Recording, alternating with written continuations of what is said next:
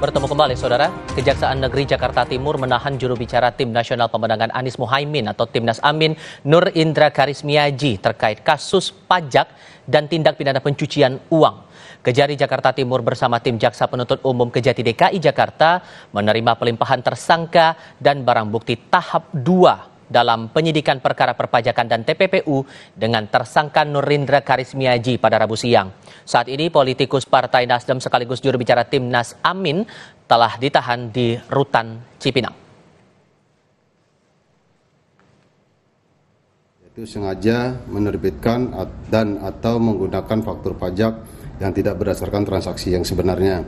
Bahwa tersangka Nur Indra Karismiaji selaku pemilik atau pengendali PT Luki Mandiri Indonesia Raya bersama tersangka Ike Adriani selaku pengelola atau pengendali PT Luki Mandiri Indonesia Raya dilakukan penuntutan terpisah sekira bulan Januari 2019 sampai dengan Desember 2019 diduga melakukan tindak pidana perpajakan dan tindak pidana pencucian uang.